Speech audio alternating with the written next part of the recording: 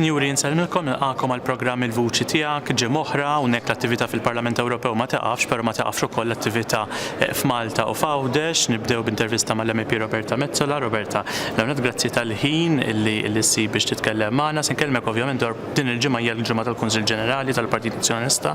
Beda l-Kunsill Ġenerali nhar il-Ħadd li għadda f'Għawdex. Inti attendejt għal dan il-Kunsill Ġenerali. L-Awċin ir-rispons tagħhom għall-Partit Nazzjonalista kif ukoll l-impenn tal-Partit Nazzjonalista u tiegħek bħala MEP lejn Awċin x'inhu? Naħseb huwa tajjeb Matthew li semmi l-kelma impenn għaliex il-Partit Nazzjonalista dejjem poġġa lil Għawdex fil-quċċata tal-prijoritajiet tiegħu. U llum iżjed minn qatt qabel. U fil-fatt aħna kellna il-ftuħ ta' Kunsill Ġenerali li ser jieħu ġimgħa jala għada fil-fatt. U il-bidu, il-ftuħ ta' dan il-Kunsill Ġenerali iseħħ f'Għawdex. Gżira li aħna ma nħarsux lejha bħala xi ħaġa statika, gżira li għandha l-bżonnijiet tagħha, għandha is-sitwazzjonijiet kompletament differenti, għandek id-diffikultajiet tagħha u fil-fatt huma dawk il-kwistjonijiet li kull min tkellem ippreżenta bħala l-viżjoni tiegħu għal lokalità partikolari u mbagħad meta għalaq bid-diskors fuq Għawdex speċifikament il-kap Dr. Adrian Delija fil-fatt qal din hija l-viżjoni tal-Partit Nazzjonalista għal Għawdex. Stieden lil Joseph Muscat għal dibattitu fuq Għawdex, insista għal darb'oħra l-impenn tal-Partit Nazzjonalista li fil-Kostituzzjoni ta' Malta Għawdex jerġa' jibda jissejjaħ gżira reġjun, imma fl-immedjat irridu wkoll inħarsu lejn x'inhuma il-kwistjonijiet li qed jiffaċċjaw l-Awċini. Nammur Għawdex kull ġimgħa nażel lokalità differenti. Kull darba niltaqa' mar-rappreżentanti ta' min imexxi dik il-lokalità, imma anki nidħol fid-djar nistaqsi lill-Awċin kif pereżempju id-diffikultajiet li għandhom bit-tfal tagħhom li dejjem tilajn lejn Malta, il-fatt li huma jagħmlu madwar 3 sigħat u nofs jistennew il-vapur meta jirritornaw lura lejn Għawdex kull nhar ta' ġimgħa wara nofsinhar, il-fatt li aħna nitkellmu issa fuq ir-raba' vapur, imma diġà nafu li erba' ma jkunx biżżejjed. Jiena kemm il-darba nqatta' sigħat nistenna l-vapur biex nitlaq lejn Għawdex, aħseb wara li kien tawċi għaliex anki tillet wieħed ħafna drabi l-problemi, l-insult tal-Ministru għal Għawdex li tajt li aħna għadna qed infittxu ir-raba' vapur, għadna qed nistennew li nsibu soluzzjoni għal cargo għalfejn inti xi kultant trid tirkeb vapur fejn għandek il-vanniet u trakkijiet kbar, trailers li joħdulek tant biċċa kbira tal-vapur li inti tara li inti ma tistax titla' fuqu. Tkellimna wkoll dwar impatti ambjentali u jiena pereżempju ġejt mistoqsija minn numru ta' persuni li għandhom għal-qalbhom l-ambjent f'Għawdex u anki l-ibħra ta' madwar din il-gżira li aħna tant ingawdu fis-sajt. Fil-fatt b'mod tanġibli, b'eżempju tanġibli ta' kif inti li tkun membru tal-Parlament Ewropew tista' tagħmel differenza fil-ħajja ta' kull Għawċi ta' kuljum. Fil-fatt jiena wassalt tal-attenzjoni tal-Kummissjoni Ewropea il-fatt li kien hemm l-ewwel net id-dranaġġ li qed joħroġ fil-baħar mill-impjant fil-lokalità ta' Insilem u wkoll din il-ġimgħa rajna l-aħbarijiet li konfermaw dak li lna nissuspettaw li inti għandek impjant ta' dranaġġ li fiha qed jitpoġġa il-manjor l-affarijiet li jiġu mill-irtizet, il-ħmiġ tal-annimali, etc. Dan mhuwiex il-għan għalfejn kien meħluq u ntefqu fondi Ewropej għal dak l-impjant. Huwa importanti li aħna narfu x'inhuma l-prijoritajiet, nagħtu soluzzjonijiet l-bdiewa, nagħtu soluzzjonijiet lil min qed juża dan l-impjant, imma fl-istess ħin niżguraw li l-abbuż ma jseħħx. Dan hu dak li jixtiequ l-Awċin iridu level playing field, iridu li ma jkunx hemm gżira li kif qal Noel Formosa li tant iħobb il-lokalità tiegħu ta' San Lawrence li ma jarax li Għawdex tkun mhux tat-tieni klassi imma tat-tielet klassi. Aħna nixtiequ li Għawdex ikun fuq l-istess livell tal-Maltin u jiena bħala membru tal-Parlament Ewropew għal Għawdex dejjem kelli dak l-impenn u dan hu dak li nixtieq nibqa' naħdem fuqu għal dawn is-snin ġejjin. Ħankellmek issa daqsxejn fuq tema differenti, żgur li għal plawċin ukoll, però anke tal-Maltin il-Karnival, tradizzjonijiet ovvjament ta' kif aħna niċċelebraw il-Karnival b'diversi mkarrijiet u sfilati, eċetera. Fuq il-Facebook fl-aħħar ftit ġranet rajnik iżżur numru minn dawn id-dilettanti. Bħalissa żgur ma jkunux 8 sigħat biss f'dawn jaħdmu f'dawn il-ġranet għax 24 sigħa kuljum. X'kienet is-sinifikat ta' din iż-żjara miktar forsi x'qalulek waqt li kont qed iżżurhom kemm ikunu qed jaħdmu għal dan il-għan?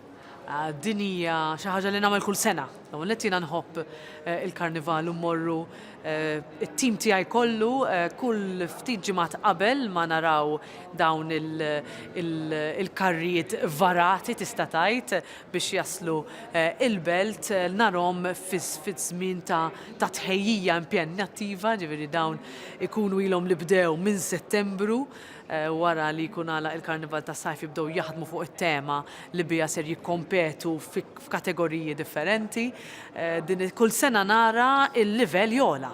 U kull sena ngħid ara intkom is-sena l-oħra għamiltu dan, illum għandkom ħafna iżjed makkinarju, ħafna iżjed inġenji, ħafna iżjed żeffina, il-kostumi dejjem investiment kbir, investiment ukoll fit-tradizzjoni. U huwa tradizzjoni li meta taqabbel pereżempju ma' pajjiżi oħra nqablu l-Italja li huwa viċin tagħna, l-investiment li jingħataw u s-sussidji li jingħataw mill-Gvern Taljan huwa ħafna ikbar.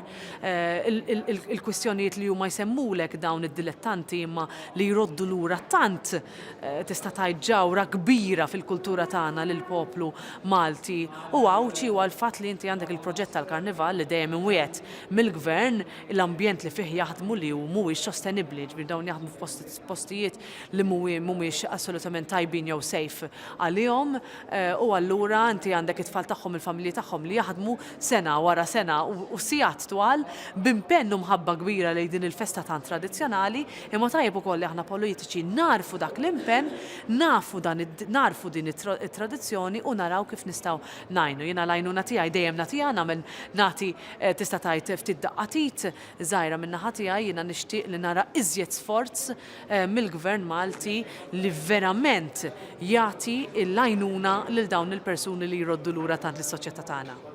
Fl-aħħar nett semmejna Kunsill Ġenerali fil-bidu ta' din id-diskussjoni u għada se jiġi fit-tmiem tal Kunsill Ġenerali se jindirizzah il-Kap Adrian Delija, però se tkun qed tindirizzah inti wkoll bħala membru tal-Parlament Ewropew u kandidata wkoll għall-elezzjoni ta' Mejju li ġej. Min se jsegwik kemm in-nies li jkunu preżenti fid-Dar Ċentrali imma anke min ikun jsegwi fuq il-medja tradizzjonali. X'se jistenna mid-diskors tiegħek? Dan il-Kunsell Ġenerali għażel it-tema flimkien għal pajjiżna bħala l-messaġġ ewlieni li bih ser naħdmu lejn l-elezzjonijiet tal-Parlament Ewropew tal-Kunsilli Lokali f'Mejju. Ser ikunu elezzjonijiet diffiċli li għalina aħna bħala Partit Nazzjonalista ser niffaċċjaw b'tim b'saħħtu ħafna fil-fatt aħna bħala grupp ta' kandidati tal-Partit Nazzjonalista tal-Parlament Ewropew li dejjem jikber u jkun iżjed varjat qegħdin naħdmu bħilitna kollha f'kull lokalità f'Malta u f'Għawdex biex inwasslu l-messaġġ tagħna. U hawnhekk fil-Parlament Ewropew qed nibagħtu l-messaġġ li l-Partit Laburista qed jagħmel l-almu tiegħu biex lilna jipprova jgħalqilna ħalqna, aħna għandna xogħolna, aħna qed naħdmu b'impenn lejn pajjiżna, qed ngħaddu liġijiet li huma importanti għal kulħadd, fejn hemm bżonn il-kritika aħna nagħmluha, fejn hemm bżonn l-għajnuna aħna nagħtuha, fejn hemm bżonn deċiżjonijiet kuraġġużi u b'saħħithom fl-isfond ta' dak li qed jiġri f'Malta u f'Għawdex aħna neħduhom. U dan hu dak li aħna jiena ser nagħmel fil-messaġġ tiegħi fil-Kunsill Ġenerali, jien ili nindirizza Kunsilli Ġenerali minn mindu kont għadni żagħżugħa, minn mindu kont nirrappreżenta kemm lill-SDM kif ukoll lill-MZPN, issa qed nirrappreżentah lill-Partit bħala membru tal-Parlament Ewropew. Lan tiegħi huwa li kif dejjem ngħid jiena nemmen li l-politika għandha tkun imsejsa fuq il-valuri u fuq il-prinċipji tas-sewwa. Il-mument li aħna nitilfu dak, allura nkunu tlifna kollox. Jiena dħalt fil-politika għaliex dejjem kont noħlom fuq pajjiż li dejjem jimxi l-qudiem, mhux lura, dħalt fil-politika għaliex nemmen fil-valuri ta' dak li inti tkun demokristjan, li inti tpoġġi l-individwu fiċ-ċentru tal-politika tiegħek, li allura għal kull min hu vulnerabbli għandu bżonn l-għajnuna tagħna, kull min għandu ħolma għandu bżonn li aħna nwettquha u kull min huwa illum imweġġa għandu bżonn li aħna naraw x'namlu biex nindirizzaw il-weġa tiegħu. Dan hu dak li jiena ser ngħid fil-Kunsill Ġenerali għada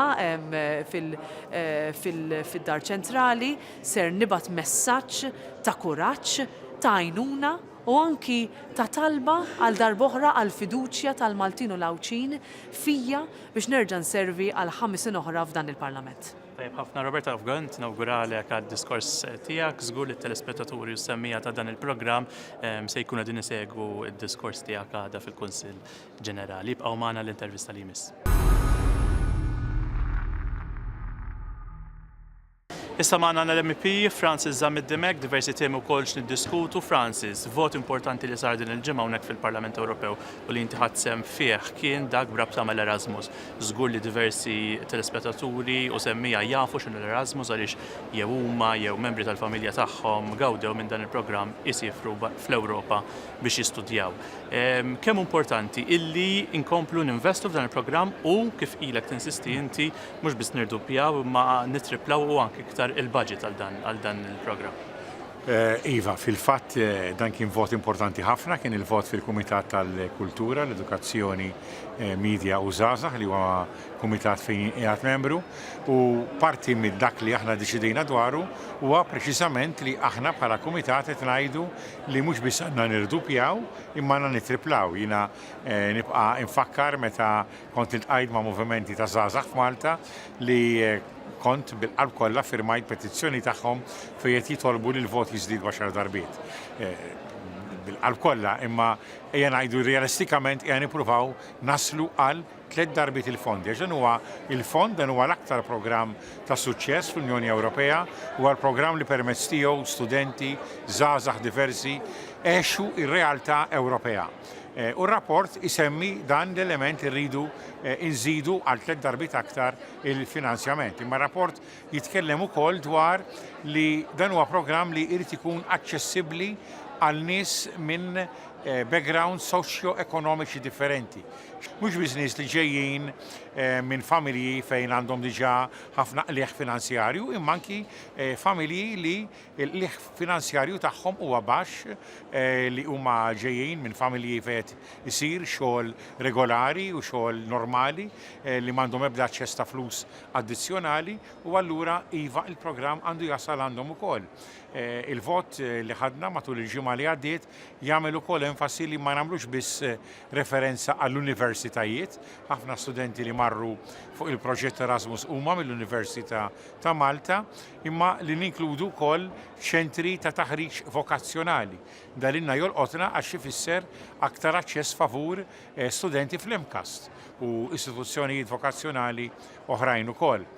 Jiena meta nsemmi l-programm Erasmus ma nistax ninsa li meta ġejt fil-Parlament Ewropew l-ewwel darba li huwa issa biss kemm iktar minn sena u nofs ilu kien dak li aħna ngħidulu il-maiden speech tiegħi. Tkellimt fuq l-Erasmus għaliex mill-ewwel araft li dan huwa programm mhux biss ta' suċċess, imma huwa programm li joffri l-esperjenza Ewropea ta' veru, reali, li żgħażagħ Maltin u allura irid inkompli naħdem biex din l-esperjenza intejbuha. Kontellajt ukoll grupp ta' żgħażagħ li ħadu sehem fl-Erasmus fil-Parlament Ewropew fl-okkażjoni ta' 30 anniversarju minn meta nidejna l-programm Erasmus u nawgura li fis-snin li ġejjin inkomplu naħdmu biex dan il-programm insaħħuh dejjem aktar. Fil-fatt semmejt dan id-diskors, Francis, u nixtieq li nsegwu biċċa minn dan kif attinti il-maiden speech tiegħek hawnhekk fil-Parlament propju dwar l-Erasmus. Nara.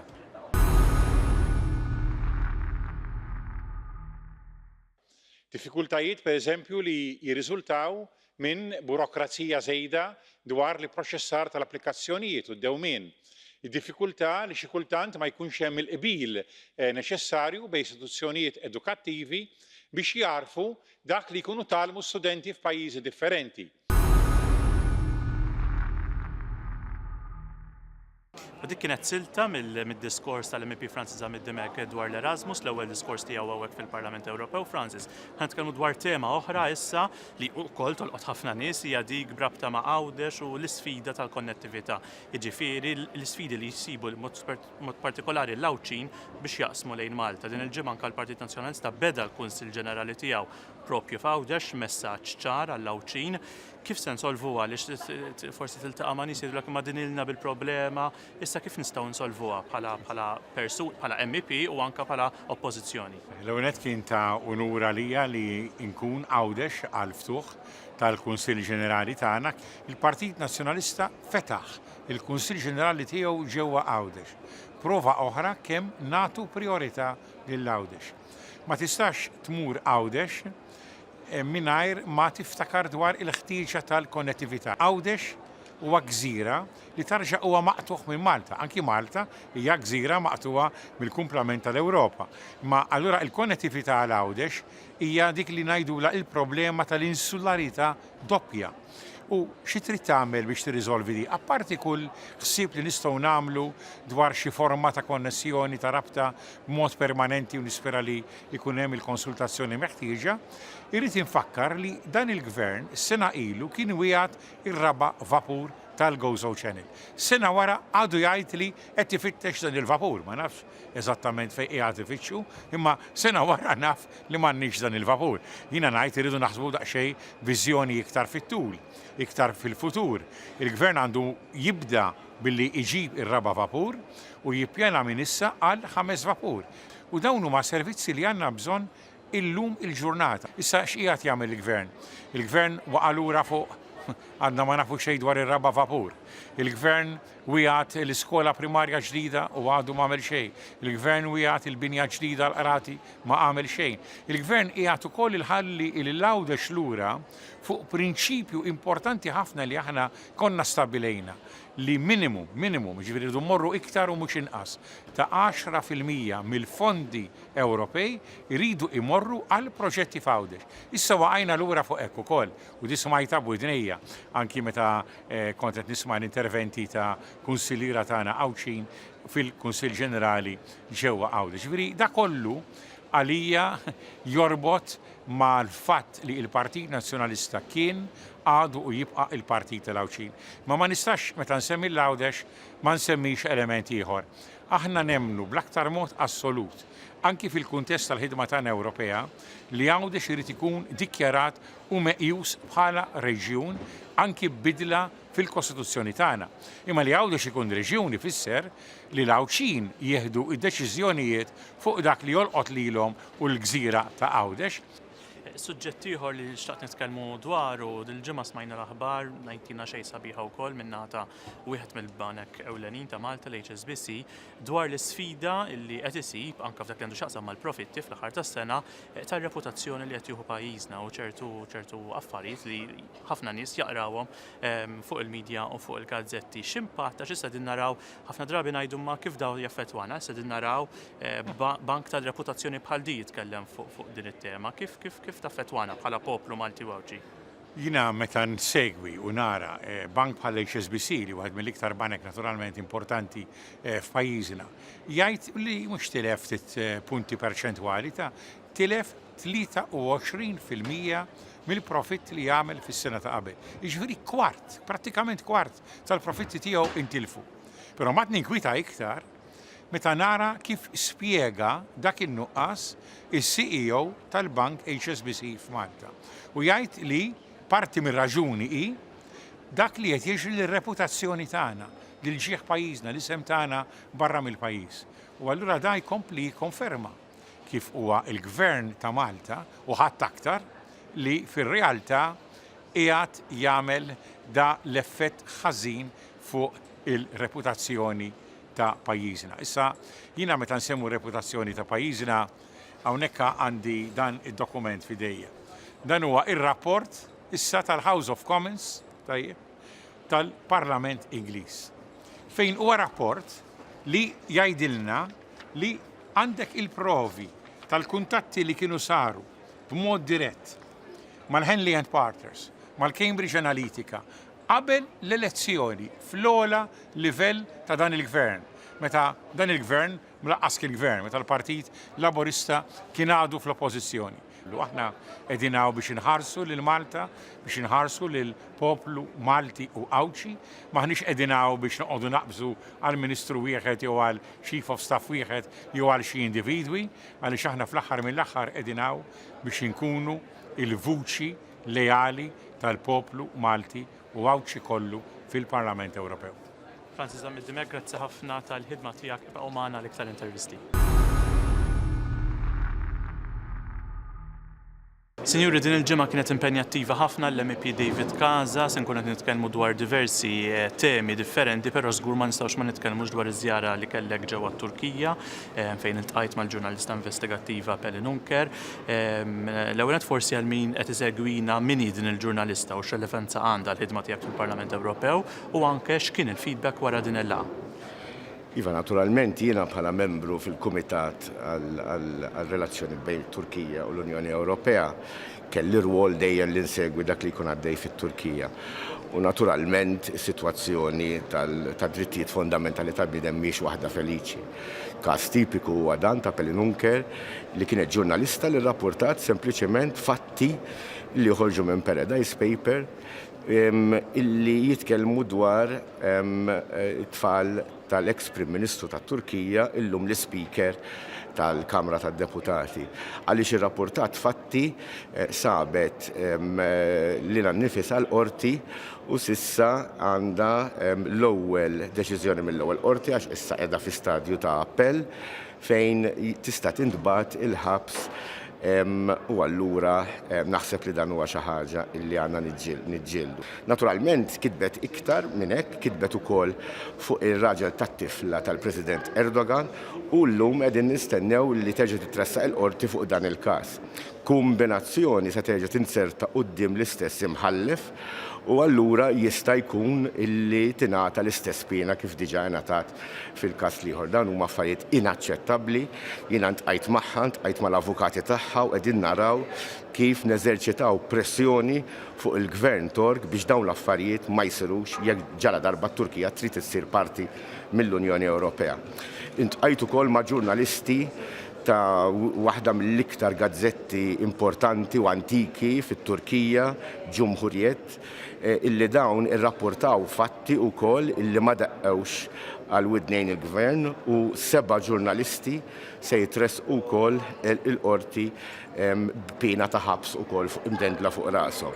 Naturalment ntqajt ma' dawn il-ġurnalisti u tkellimna dwar is-sitwazzjoni tal-ġurnalisti fit-Turkija, fuq id-drittijiet fondamentali mhux biss tal-ġurnalisti manka tan-nisa, tar-reliġjonijiet, għad għandna problemi gravi u rrid ngħid li proprju l-bieraħ sar vot fil-Kumitat tal-Affarijiet Barranin tal-Parlament Ewropew fejn allura illum minħabba dawn l-attakki fuq id-drittijiet fondamentali ta' bniedem qegħdin neżiġu bħala Parlament illi ma jkunx hemm iktar diskussjonijiet ta' sħubija immedjata imma rridu naraw li l-affarijiet li qegħdin isiru b'mod ħażin fit-Turkija l-ewwel jitranġaw. Il-pre-accession funds li kienu ġew friżati f'Ottubru tal-2018 illum reġgħu infetħu għat-Turkija però din id-darba se jmur direttament biex jgħinu lill-ġurnalisti, biex jgħinu lin-nisa, biex jgħinu lis-soċjetà ċivili li qiegħda taħdem biex id-demokrazija tkompli tissaħħaħ fit-Turkija. U allura dan naħseb huwa żvilupp importanti illi m'għandniex inxekklu x-xogħol tas-soċjetà ċivili u tal-ġurnalisti billi wafqu l-fondi kompletament, imma li l-fondi jmur direttament biex jgħinu lil dawn l-organizzazzjonijiet naħseb hija xi ħaġa tajba. Turkija jekk trid issir membru tal-Unjoni Ewropea naturalment trid tara li d-demokrazija tagħha tkun waħda bħal dik tal-Unjoni Ewropea li aħna lina id-drittijiet tal-bniedem jiġu qabel kwalinkwa aspett ekonomiku huwa kemm huwa importanti għaliex naħseb illi l-individu għandu jkun l-ewwel imħares mill-liġijiet ta' dak il-pajjiż. Tkellimni dwar drittijiet, se nkellmek issa dwar drittijiet oħra din id-darba dawk illi nnegozjajtu mexxejt il-qudiem inti permezz tad-direttiva tal-bilanċ bejn il-ħajja u x-xogħol. Fl-aħħar jiem f'Malta kellek laqgħa ma' diversi stakeholders u persuni li ġew jistaqsu dwar kif se jkunu qed jiġu affettwati b'dawn id-drittijiet il-ġodda. X'kien il-feedback? Se nkunu qegħdin naraw ukoll xi filmati minn din il-laqgħa li saret f'dar l-Ewropa. X'kien ir-rispons dakinhar? Naħseb jiena kuntent ħafna l il-preżenza ta' ħafna nies li ġew isegwu l-konferenza li jimlini naturalment b'kuraġġ, però anke ir-rappreżentanti tas-soċjetà ċivili u tal-unions u tal-rappreżentanti ta' min iħaddem u anke organizzazzjonijiet tan-nisa li kienu preżenti għal din il-konferenza. Bażikament kulħadd qabel ma' dawn id-drittijiet li huma drittijiet importanti biex jissalvagwardjaw il-familja, biex ikun hemm iktar bilanċ fit-trobbija tat-tfal f'dak li għandu x'aqsam bejn ir-raġel u l-mara, biex ikun hemm iktar allura ħin illi r-raġel jagħti fil-familja biex nsibu l-bilanċ bejn il-ħajja u bejn ix-xogħol. U naturalment tkellimna wkoll fuq remuneration, fuq min ħajħallas. Naturalment jiena bħala Parlament Ewropew ma stajx nidħol f'dan l-aspett għaliex m'għandniex kompetenza, però l-appell tista' tgħid ġenerali ta' dawk li kienu preżenti kien il-gvern ġala darba l-ekonomija li qiegħda tikbel, ġala darba li għandna surplus, il-gvern għandu jidħol biex jagħmel tajjeb għal dawn id-drittijiet ġodda li huma drittijiet importanti ħafna mhux biss għall-Malta ma anke għall-Unjoni Ewropea. Tkellimna wkoll fuq l-aspett ta' carers li fuq kompletament ġdid li inti tista' tieħu 5 tiem fis-sena biex tindokra lil xi ħadd tal-familja. Naturalment hawnhekk ukoll il-gvern għandu jidħol għal dan il-pis insostnu aħna. Ir-rappreżentanza kienet waħda li tolqot is-soċjetà kollha Maltija. Ġifieri kellek rappreżentanti tal-UHM, tal-Employers Association, il-Care Workers Union, u rrid nirringrazzjahom ukoll għall kontribut li tawni mhux biss waqt din il-laqgħa, imma anke tul is-sena u nofs ili naħdem biex din id-direttiva tidħol fis-seħħ. Naturalment fadal ħafna xogħol se jsir hawnhekk fil-Parlament għaliex issa qatt fadlilna l-vot finali fil-plenarja ta' Marzu u bħalissa qiegħed naħdem mal-gruppi politiċi kollha biex nassigura li jkollna vot b'saħħtu fil-Parlament meta jkollna l-vot. Żgur li minn dawn il-drittijiet se jgawdu minnhom ukoll l-Awċin, però l-Awċin jeħtieġu drittijiet differenti wkoll minn dawk tal-Maltin għaliex għandhom sfidi differenti. U nisimgħu ħafna fl-aħbarijiet il-nuqqas ta' kważi interess min-naħa ta' dan il-gvern biex jindirizza dawn l-isfidi tal-Awċin. Il-Partit Nazzjonalista beda l-Kunsill Ġenerali tiegħu matul din il-ġimgħa propju ġewwa Għawdex, inti attendejt għal dik is-sessjoni wkoll. L-Awċin x'qed jistennew bħalissa mill-Partit Nazzjonalista? Ekku, qabel kelli nitlaq minn Malta Għawdex biex immur it-Turkija, naturalment għamilt weekend sieħ f'Għawdex fejn kelli diversi laqat qabel ma kellna propju l-ftuħ kif qed tajjeb inti tal-Kunsill Ġenerali u ntqajt ma' ħafna nies iħossuhom b'xi mod abbandonati mill-Gvern Malti, kemm dak li għandu x'jaqsam infrastruttura, kemm dak li għandu x'jaqsam l-isptarijiet illi rrid ngħid illi s-servizz tas-saħħa niżel f'Għawdex, ġifieri l-livelli tiegħu huma livelli illi qed jippreokkupa ħafna lill-Awċin. Biżżejjed wieħed jiftakar illi żewġ Awċin daħlu l-isptar fuq affarijiet li ma kinux gravi u spiċċaw ħarġu mejtin mill-isptar. U allura naħseb illum kull Awċi qed jgħid jien jekk ikolli bżonn nieħu l-ommi, x'servizz tajjeb ħantu hekk ikolli problema fit-tfal jien. Għaliex għandi noqgħod nistenna biex immur Malta biex niġi ndukra. Naturalment nafu s-sitwazzjoni tas-servizz tas-saħħa kif il-gvern bih biex xejn l-isptar ta' Għawdex li kien monument ukoll ta' gvernijiet nazzjonalisti ma niftakrux ma ninsewx anzi x'għamlet il-Ministru Giovanna De Bono, x'għamel il-Ministru Anton Tabone, servizz tas-saħħa kien priorità għal kull gvern nazzjonalista. Sfortunatament għal dal-gvern donnu jidher li l-erba tal-qalba ta' madwar il-Prim Ministru xi 4 kumpaniji li sallum għadna ma nafux minn huma kienu iktar importanti u ma jistax ikun nistgħu ma naqblux fuq kif nagħmlu t-toro u x'link għandu jkollna bejn Malta u Għawdex. Dan fl-aħħar mill-aħħar xi darba ħansibu soluzzjoni għalhekk soluzzjoni li għandha tiġi minn Għawdex, mill-Awċin innifisom u mhux minna il-politiċi. Ma jiena naħseb dwar is-servizz tas-saħħa hawnhekk irridu niftħu għajnejna vera ma jistax ikun illi nħallu lill-Awċin f'dan il-periklu għax dan hu periklu. Jiena mort waqt li kont Għawdex indur mal-isptar rajt x'abbandun hemm, abbandun totali. U naħseb l-Awċin jixraqilhom ħafna iktar aħjar minn hekk. Is-saħħa tagħna għandha tiġi l-ewwel qabel kull priorità oħra illi jista' jkollu jekk għandu dan il-gvern. Imma jekk tara mbagħad l-aspetti l-oħra tirrealizza li l-abbandun mhux biss fis-servizz tas-saħħa imma wkoll fix-xogħol Għawdex, fl-investiment f'Għawdex u naħseb dan huwa xi ħaġa li rridu nibdew nitkellmu dwarha. Ma jistax ikun li l-Għawdex nitilquh waħdu u l-Partit Nazzjonalista żgur li dan mhux se jagħmlu. Il-Kunsill Ġenerali naturalment tkellimna fuq dawn l-aspetti, kellek diversi deputati tal-Partit Nazzjonalista, sindki, viċi sindki, u kollha tkellmu dwar dan is-sens ta' abbandun totali mill-gvern laburista. Naturalment aħna nemnu illi l-aħjar għal Għawdex ikun il-Partit Nazzjonalista. Allura nittama u nispera illi meta jiġi l-mument tal-għażla fil-Kunsilli Lokali, fil-elezzjoni tal-Kunsilli Lokali, ikunu r-rappreżentanti tal-Partit Nazzjonalista li jieħdu kemm jista' jkun lokalitajiet f'idejhom biex dan l-abbandun inneħħuh u nerġgħu nagħtu l-attenzjoni li jixraqlu Għawdex. Tajjeb ħafna David, grazzi, jiena nieħu l-okkażjoni wkoll biex nfakkar il-telespettaturi illi għada inti flimkien mal-kollegi Roberta u Francis se tkun qed tindirizzaw ukoll il-Kunsill Ġenerali tal-Partit Nazzjonalista ġewwa Malta ġewwa d-Dar Ċentrali fejn tkunu tistgħu segwuh kemm min jattendi fid-Dar Ċentrali kif ukoll fuq il-medja tal-Partit Nazzjonalista. Nsellmilkom.